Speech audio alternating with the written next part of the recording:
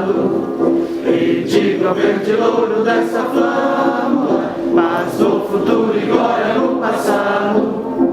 Nas leves da justiça clava forte, verás que um filho teu não foge à luta, nem teme quem te adora a própria morte. Terra adorada, entre outras mil és o Brasil, a pátria amada, dos filhos deste sol és mãe, gentil pátria amada, Brasil.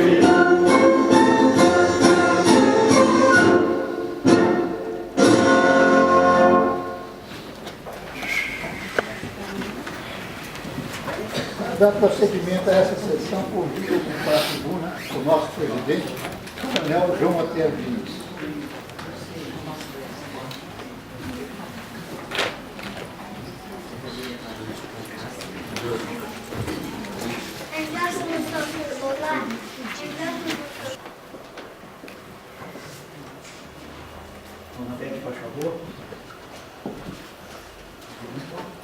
Diplomou-se em mecânico de precisão em 1957, aos 17 anos de idade. Recém-formado, foi aprovado em concurso nacional para preenchimento de uma das vagas do Exército, para integrar a recém-criada Companhia de Serviço Industrial. Assim, incorporou-se como terceiro sargento em julho de 1951. Criado no Ginásio Estadual de Itajubá, prestou concurso de admissão. Ali cursou, compondo a chapa da diretoria do Grêmio Estudantil Rui Barbosa, criado naquele estabelecimento de ensino. Concluído o ginasial, prosseguiu seus estudos no colegial, oportunidade em que integrou a comissão de alunos do Grêmio, que reivindicou e conseguiu a construção do atual prédio que hoje é ocupado pela Escola Estadual Major João Pereira. A essa época, 21 de fevereiro de 1915, o falecimento dele foi em 28 de abril de 1982, aos 67 anos. Completam-se hoje, portanto, 31 anos de sua morte. Por isso, peço bem a todos, compreensão máxima, eu solicito que nós guardemos 1 minuto de silêncio em memória do Sr. Luiz Martins.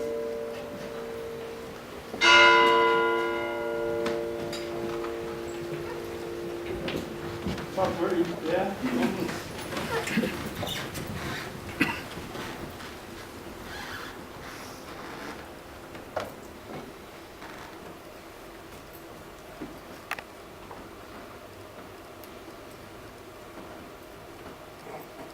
Martins ingressou na fábrica de Itajubá em 1939 e teve a aposentadoria oficial em 1975. Então ele teve 36 anos trabalhados como funcionário na fábrica, mas acrescentou mais 7 anos como contratado após a aposentadoria.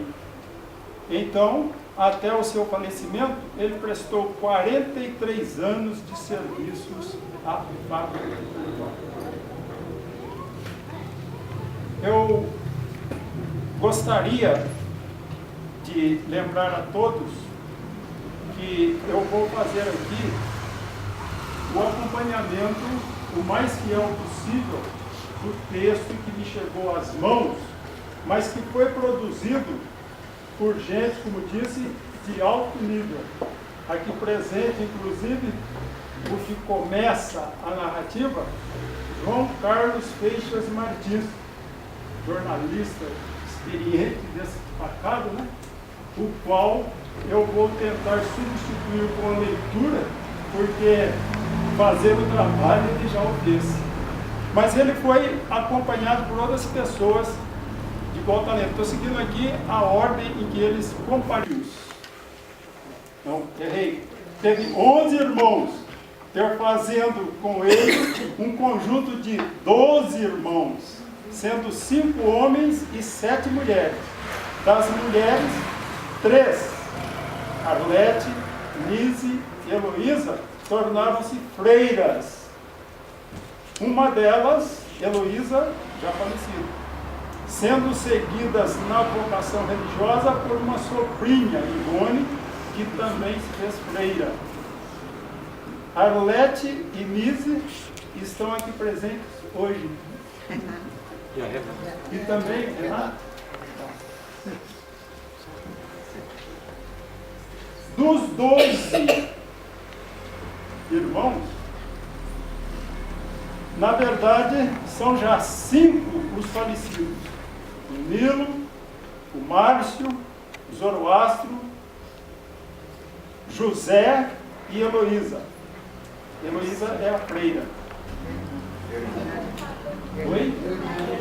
Todos irmãos. Todos?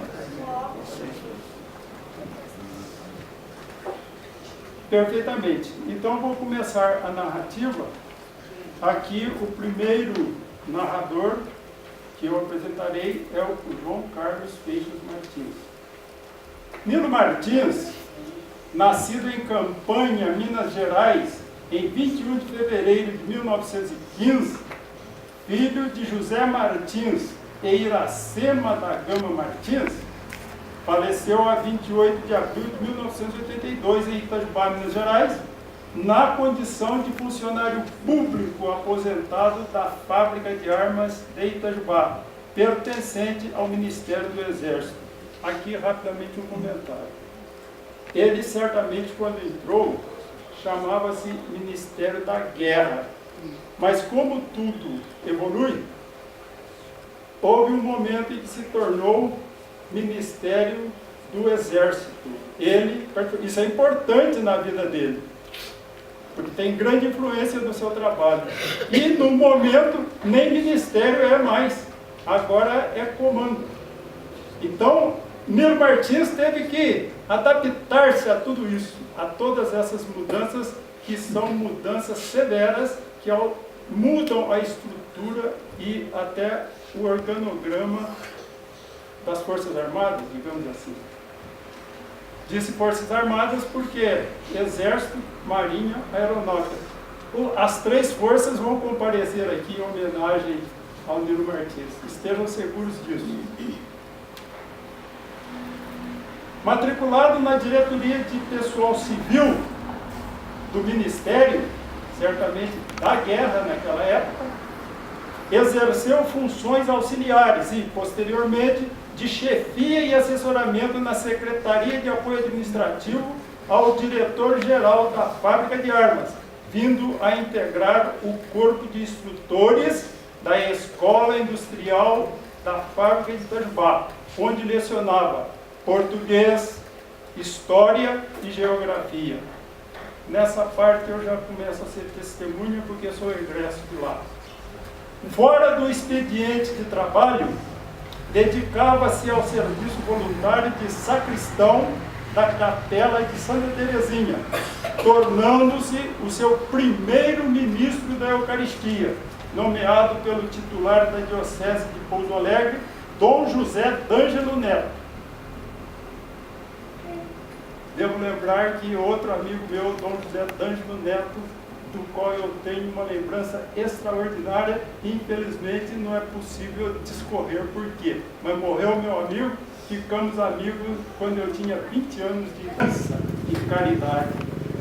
Carregava no bolso do paletó 2 livrinhos, Imitação de Cristo e Guia do Peregrino. A primeira, uma obra de origem medieval, e a segunda, um exemplar com texto autorizado pelo bispo Anigelo, de Piracicaba, e impresso pelo cardeal Agnello Rossi, arcebispo metropolitano de São Paulo, em 1969. Os 2 livros pregam o amor e a salvação em Cristo. Após as missas de domingo, preparava uma sacola com víveres alimentícios, carregando um ou outro filho, junto, diversas vezes o Luiz Renato e o João Carlos. e visitava famílias pobres das redondezas da fábrica de armas para a prática da caridade. Às vezes, pedia ao cunhado José Feixas que pescasse os lambaris para levar de presente a tais necessitados. José Feixas vibrava quando recebia essa incumbência, mas, em contrapartida, se constrangia quando a pesca era mal sucedida e tinha que explicar ao cunhado Nilo que a água do rio estava barrenta ou a lua não era favorável.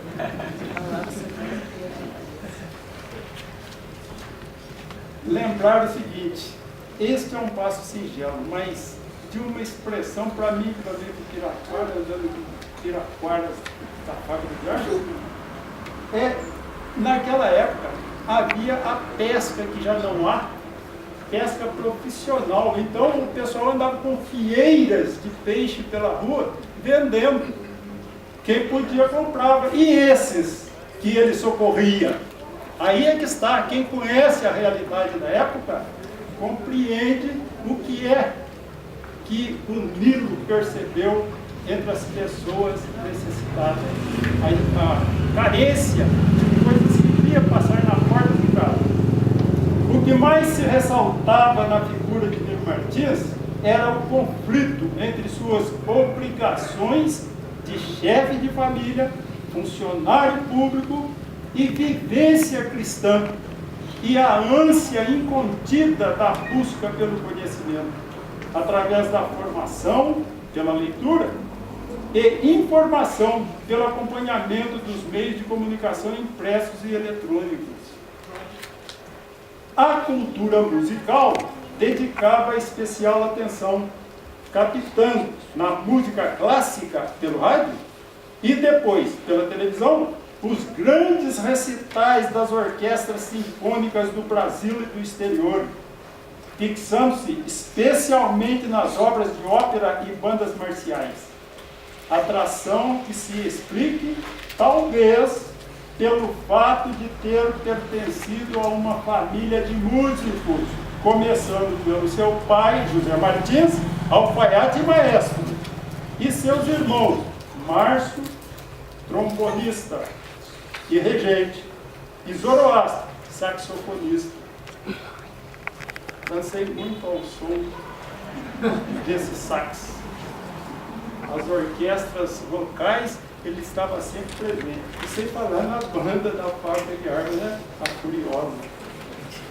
Bem, depois de aposentado, comprazia-se em adquirir CDs de música clássica e populares românticos, de autores que variavam de Chopin a Richard Clayderman, e ficar horas sentado em sua cadeira de balanço, curtindo aqueles sons sempre harmônicos, pois detestava músicas estridentes. Nilo Martins, como lamentou diversas vezes sua filha Marília, que chegou a trabalhar com o pai na secretaria da fábrica de armas, entraria em transe se tivesse tido a oportunidade de assistir a alguma ópera ao vivo num teatro. Homem em sintonia com a modernidade, educou seu ouvido para as músicas clássicas, mas não desprezava intérpretes e autores modernos, como o roqueiro Elvis Presley, Snow Never, o regente Ray Conniff, Bésame Mucho, e Célia Cruz, Guantanamera. Nilo Martins gostava de teatro, chegando a atuar numa peça encenada pelos funcionários no cine da fábrica de armas. Ele contracenou com seu amigo, o professor de geografia Mário Maia, com traje característico do homem do interior rural, cantando 3 estrofes de uma música de Itajubá por Joe. Era um professor muito austero e exigente.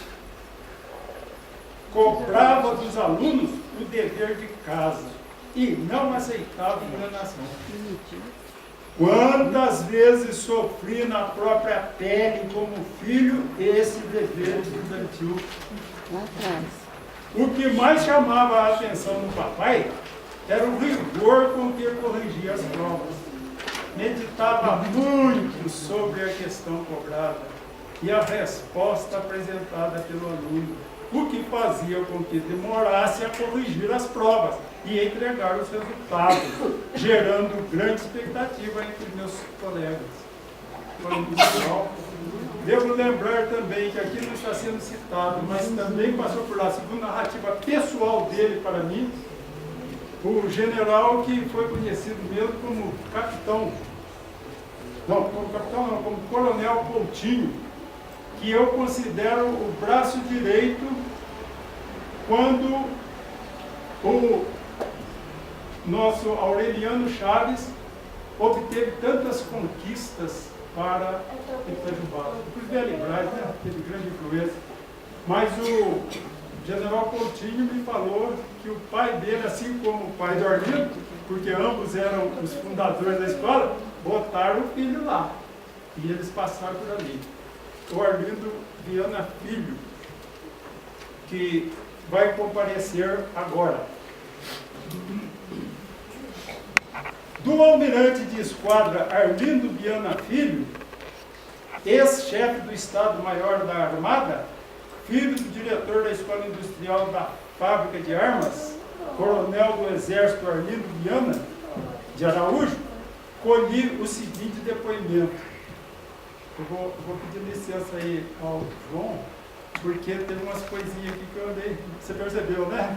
Eu estou dizendo que eu precisei fazê-lo e eu o fiz.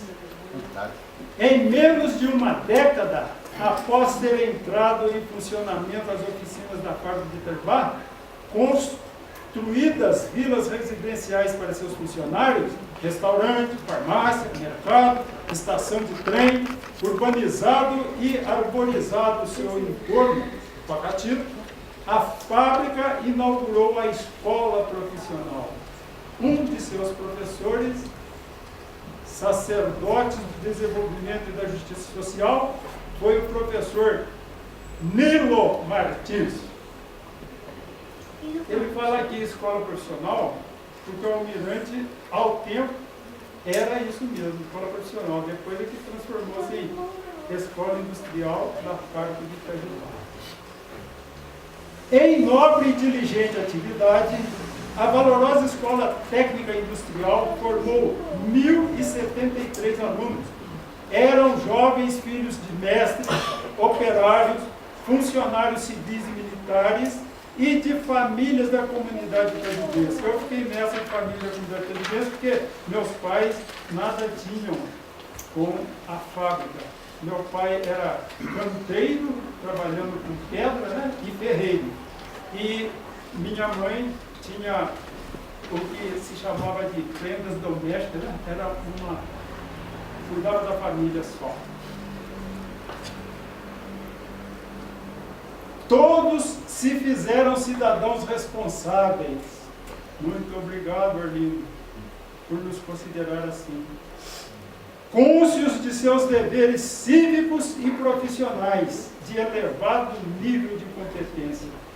Ex-alunos da escola profissional incluem dignos operários, o trabalho enobrece o homem, mestres da FI, engenheiros, advogados, militares e médicos.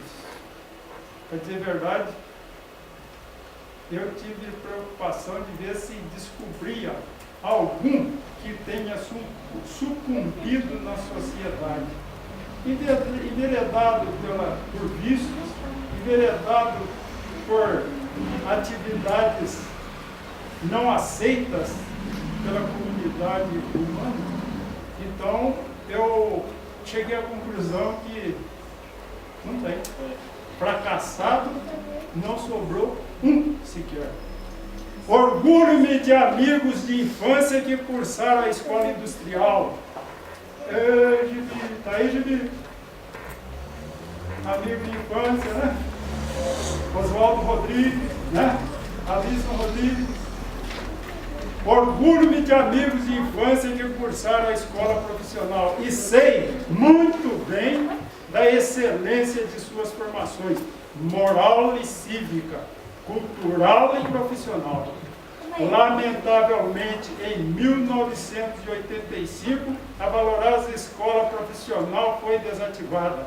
Hoje, com clareza e fruto de vivências, podemos concluir que foi desativada por um doloroso equívoco de política educacional e social, quaisquer tenham sido as motivações que levaram à decisão.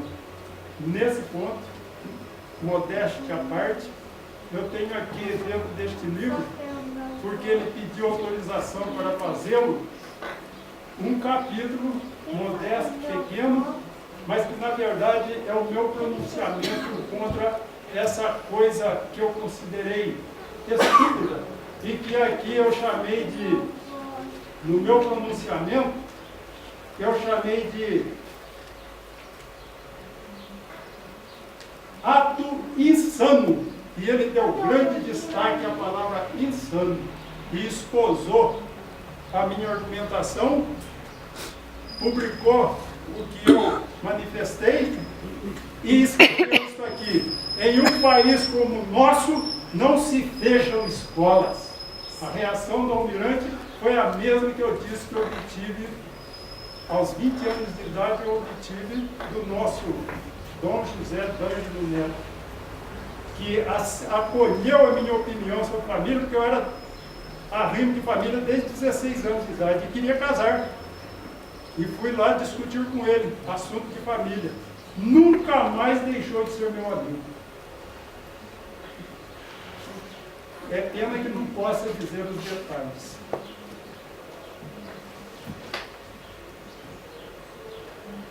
Bem, esforços no sentido de reativá-la sem custo para o nosso exército, como foi feito no Arsenal de Marinha do Rio de Janeiro, no ano de 2000, tem esbarrado em oposição solerte e socialmente incorreta. Isso é o almirante que fala.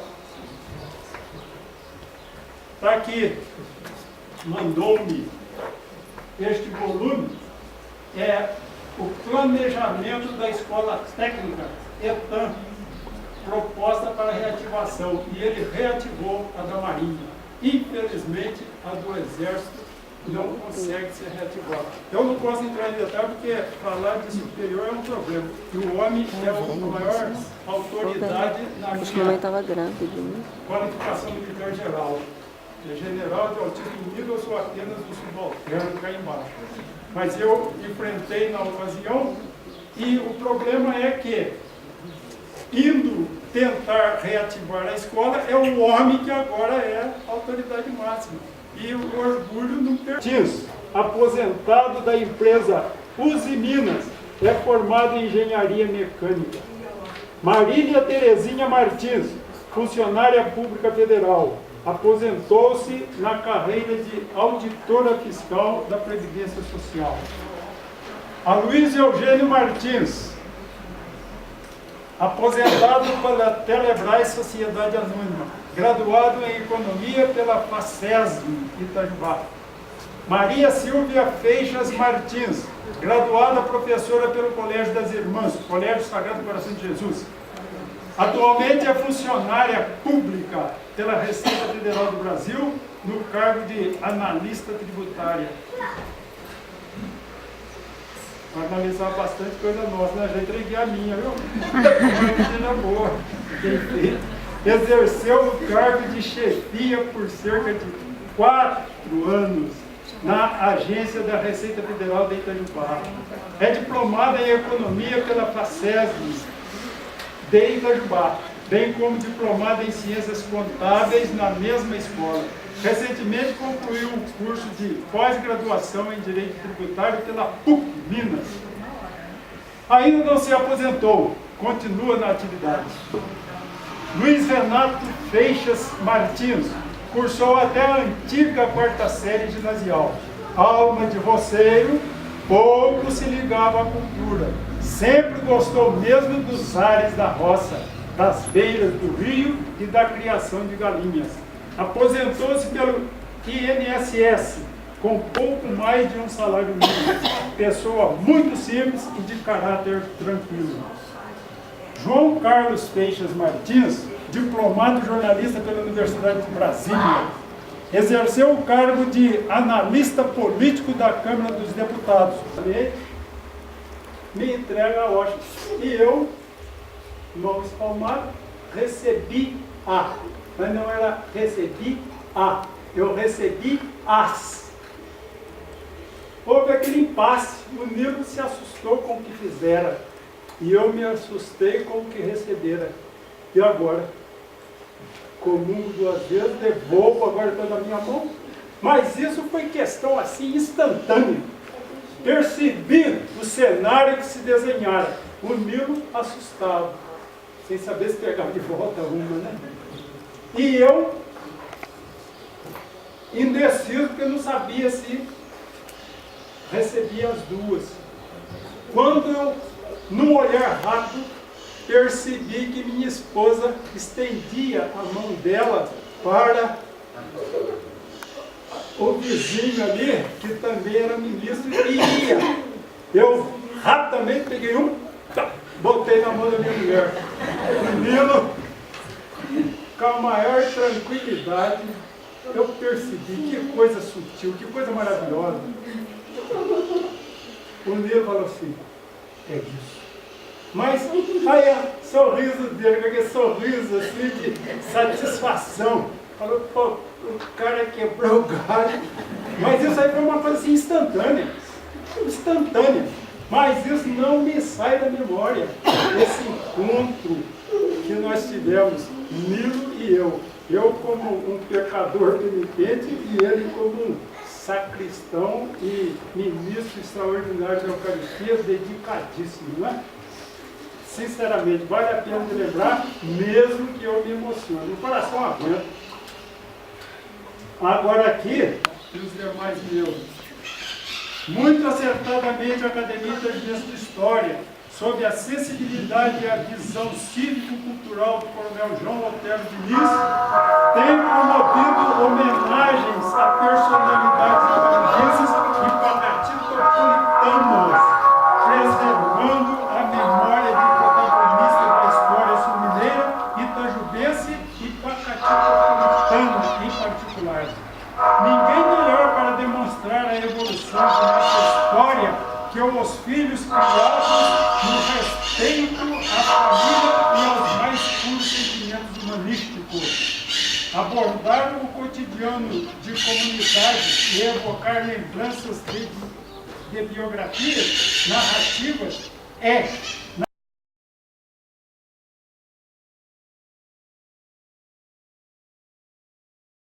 sempre a cada dia, cheios de ardor e garra coroados, eis, pois, a geração dos teus, meu guia. Quisera eu na minha oscilação seguir-te os passos, sem tergiversar. Lição de vida nesta procissão, este legado devo sempre amar. Deus justo e bom, que os dias meus quiseste, leva-me a ver no ensino que me deste, a inspiração que segue após meu pai. Como no honrar em tudo foi capaz, do clã inteiro o nome que lhe apraz, herança do querido avô, seu pai. Getúlio Vargas estava se despedindo aqui no Triângulo Mineiro, quando o orador, saudando, disse adeus, insigne partinte. E ele, espirituoso e irônico, quem sabe, respondeu adeus, insigne ficante. Eu não me sinto tão insignificante após a palestra erudita do meu ex-professor Wilson Ribeiro, Wilson, de Sá a estar lá. E depois de todo esse relato dinâmico, não me sinto tão insignificante em traduzir o pensamento, o sentimento a respeito de Nilo Martins e sua esposa, Teresa Feixas. Digo isso porque Provérbios, lá em determinado capítulo 17, já diz: o provérbio salomônico tão conhecido: coroa dos filhos, coroa dos pais são os filhos dos filhos, e a glória dos filhos são os pais, e é desejo dos filhos, sem dúvida alguma, de todo filho, de toda filha, homenagear a memória de seus pais. Lembro-me lá em casa, quando frequentemente meu pai, Valentim, sempre dizia Nilo Martins, Nilo Martins, Nilo Martins, em referência ao seu perfil, à sua visão e ao seu ministério. E isso ficou-nos desde a meninice e depois estudando na fábrica e trabalhando algum tempo na fábrica de armas, até irmos para Campinas, São Paulo, etc. Outra formação profissional, teológica, etc. Nós nos lembramos bem. Eu gostaria de concluir, porque vi aqui saudade, dói, porque amávamos, fica eternizada a sua memória. Eu gostaria de traduzir de alguma maneira o sentimento dos familiares que prezamos e que toleram a nossa fala, embora breve, acredito que não inoportuna, quando... Então a gente cantava e ele dava todo o estímulo, era uma beleza. E todos nós vivíamos como verdadeiros irmãos, né? Eu venho também agradecer o nome de meu irmão, que também é colega de Nilo Feixes Martins, que estudou na AMAN, e hoje ele é coronel, os dois têm o mesmo currículo. E ele me pediu para falar aqui, agradecer, que ele não pôde vir. E gostaria muito, como mamãe também gostaria muito, mas agora ele está com 105 anos. Já está começando a variar um pouquinho. Mas ela, mesmo assim, me mandou um abraço em cada um. Eu já dou desde já. E tchau.